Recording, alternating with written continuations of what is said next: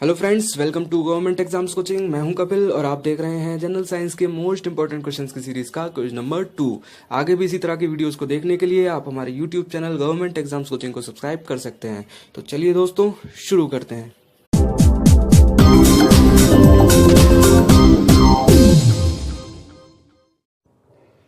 Question number 26, neutron की खोज किसने की? देखिए, न्यूट्रॉन की खोज जो है वो जेम्स चैडविक ने 1932 ईस्वी में बेरिलियम धातु पर अल्फा कणों के आघात कराकर की थी। परमाणु के अंदर न्यूट्रॉन एक ऐसा सूक्ष्म कण होता है जिसका द्रव्यमान तो जो है वो प्रोटॉन के द्रव्यमान के लगभग बराबर होता है, लेकिन इस पर कोई आवेश नहीं होता, जिसकी वजह से न्यूट्रॉन एक उदासीन कण होता है। न्यूट्रॉन की खोज जेम्स चैडविक ने 1932 ईस्वी में की थी। नेक्स्ट क्वेश्चन, जल की स्थायी कठोरता किसके कारण होती है? जल की स्थायी कठोरता किसके कारण होती है? देखिए, जल की कठोरता जो है वो दो तरह की होती है। एक होती है अस्थायी कठोरता, दूसरी होती है स्थायी कठोरता। अस्थायी कठोरता जो है वो जल में कैल्शियम और मैग्नीशियम के कार्बोनेट व बाइकार्बोनेट के घुले होने के कारण होती है, और स्थायी कठोरता जो है वो जल में कैल्शियम और मैग्नीशियम के क्लोराइड व सल्फाइड के घुले होने के कारण होती है। तो स्थायी कठोरता कैल्शियम और मैग्नीशियम के क्लोराइड व सल्फाइड घुले होते हैं तब होती है, और अस्थायी कठोरता कैल्शियम और मैग्नीशियम के कार्बोनेट व बाइकार्बोनेट घुले होते हैं तब होती है। तो जल की स्थायी कठोरता पूछिए तो क्या घुले होंगे उसमें?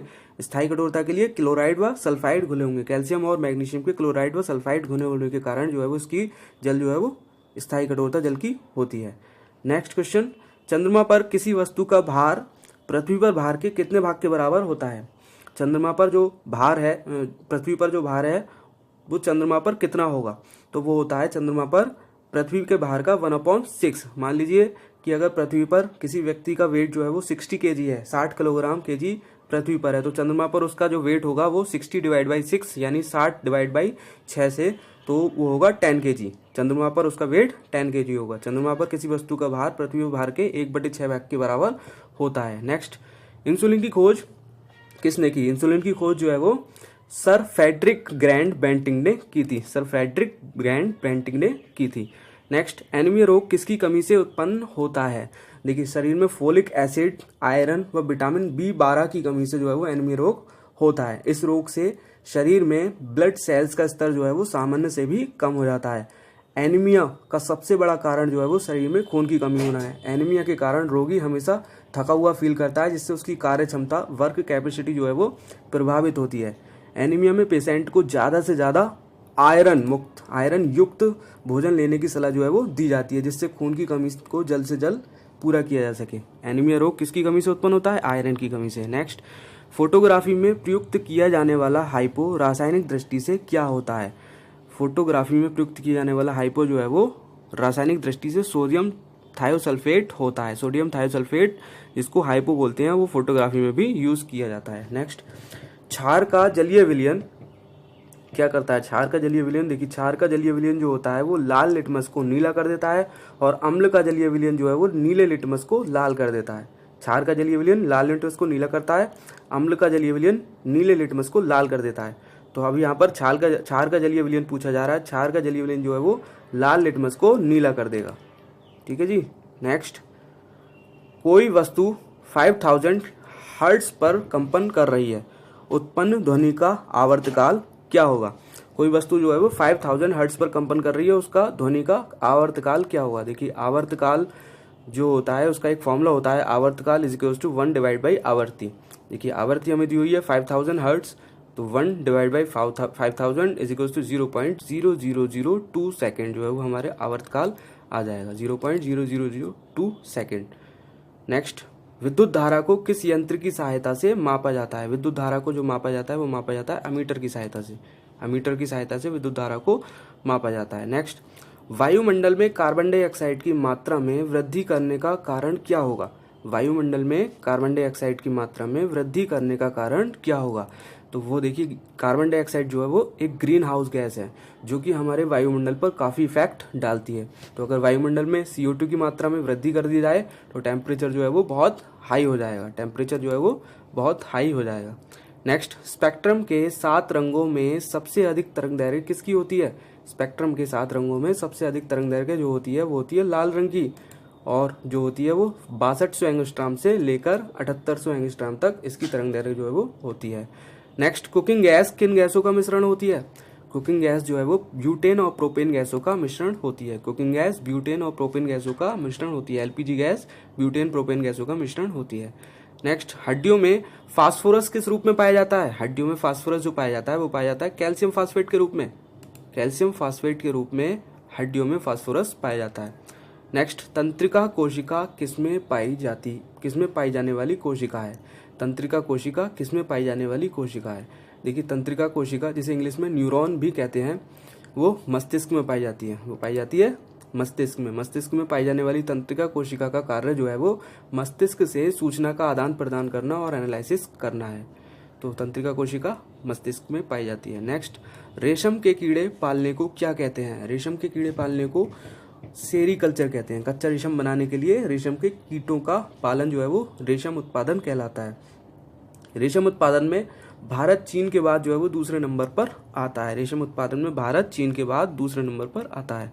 नेक्स्ट, सिट्रस फल निम्नलिखित में से किस विटामिन के प्रचुर स्रोत माने जाते हैं? सिट्रस फल क्या होते हैं? देखिए, सिट्रस फल जो होते हैं वो नींबू वंश के फल होते हैं, जैसे कि संतरा हो गया, नींबू हो गया, मौसमी हो गई, ये सब नींबू वंश के फल हैं। और इस वंश के फल जो है वो विटामिन सी की कमी को पूरा करते हैं। नींबू वंश के फल विटामिन सी की कमी को पूरा करते हैं। सिट्रस फल की जो है वो विटामिन सी की कमी को पूरा करते हैं। नेक्स्ट, मलेरिया से प्रभावित होने वाला अंग कौन सा है? मलेरिया, देखिए, मलेरिया जो है वो एक परजीवी रोगाणु से होता है जिसे प्लाज्मोडियम कहते हैं। ये रोगाणु एनोफिलीज जाति की मादा मच्छर में होते हैं और जब ये किसी व्यक्ति को काटती है तो उसके खून की नली में मलेरिया के रोगाणु जो है वो फैल जाते हैं और प्लीहा, जिसे इंग्लिश में स्प्लीन कहते हैं, स्प्लीन को जो है वो प्रभावित करते हैं। प्लीहा स्प्लीन को जो है वो प्रभावित करते हैं, क्योंकि स्प्लीन जो है वो रक्त का संचित भंडार कहलाता है। नेक्स्ट, आंखों की दूरदृष्टि की बीमारी किसके कारण होती है? देखिए, इस रोग का जो प्रमुख कारण है, आंखों की दूरदृष्टि दोष का जो प्रमुख कारण है वो है नेत्र गोलक का अत्यधिक छोटा तथा चपटा हो जाना। नेत्र गोलक का अत्यधिक चपटा व छोटा हो जाना। इसमें वस्तु का जो मिरर है वो पूरी तरह से स्पष्ट नहीं बनता। दूर रखी वस्तु से जो किरणें आती हैं वो रेटिना के पीछे केंद्रित हो जाती हैं, जिससे रेटिना पर उसका जो प्रतिबिंब बनता है वो धुंधला बनता है, मतलब साफ नहीं बनता, जिससे हमें वस्तु जो है वो साफ नहीं दिखाई देती। इस रोग को दूर करने के लिए कॉन्वेक्स लेंस का जो है वो यूज़ किया जाता है। इस रोग को दूर करने के लिए कॉन्वेक्स लेंस का यूज़ किया जाता है। नेक्स्ट, लोहे की एक गेंद जिसका पृथ्वी पर भार 10 kg है का अंतरिक्ष में भार क्या होगा? देखिए, लोहे की गेंद जिसका पृथ्वी पर भार जो है वो 10 kg है, उसका भार अंतरिक्ष में बताना है, उसका भार अंतरिक्ष में क्या होगा? देखिए, weight is equals to mg होता है। m मतलब द्रव्यमान, m मतलब भार जो कि 10 kg दिया हुआ है, और g मतलब गुरुत्वीय त्वरण। गुरुत्वीय त्वरण जो है वो अंतरिक्ष में 0 होता है। अंतरिक्ष में गुरुत्वीय त्वरण का मान 0 होता है।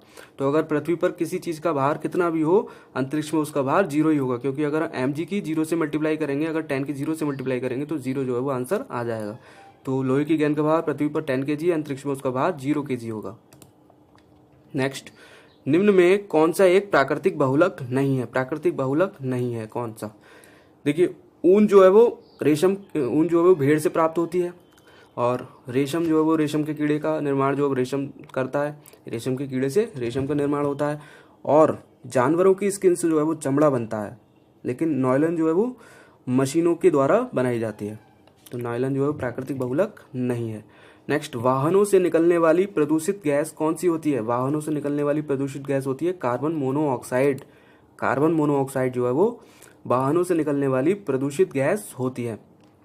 नेक्स्ट, सबसे भारी प्राकृतिक तत्व कौन सा है? सबसे भारी प्राकृतिक तत्व है यूरेनियम। यूरेनियम जो है वो सबसे भारी प्राकृतिक तत्व है। नेक्स्ट, बाजार में बिकने वाले सामान्य 18 कैरेट सोने में क्या होता है? बाजार में बिकने वाले सामान्य 18 कैरेट के सोने में क्या होता है?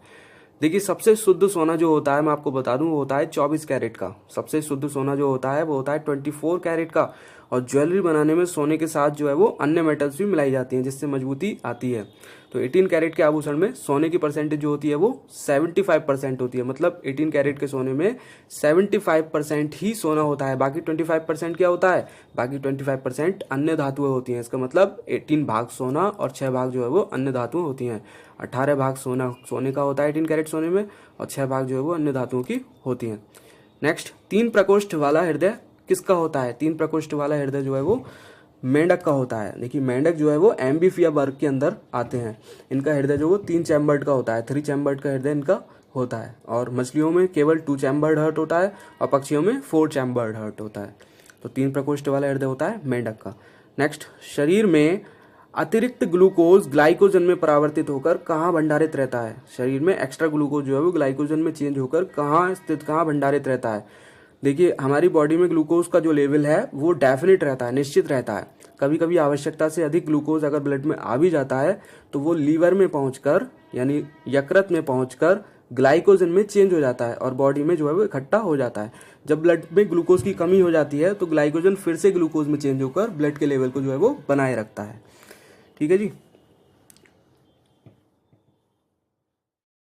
तो दोस्तों, ये था जनरल साइंस के मोस्ट इंपोर्टेंट क्वेश्चंस की सीरीज का क्विज नंबर 2। वीडियो पसंद आई हो तो प्लीज वीडियो को लाइक और शेयर करना मत भूलिए। चैनल को तो सब्सक्राइब कर ही लीजिए, क्योंकि हम ऐसे ही एग्जाम से रिलेटेड वीडियोज आपके लिए लाते रहते हैं। मिलते हैं आपसे नेक्स्ट वीडियो में, तब तक के लिए बाय बाय।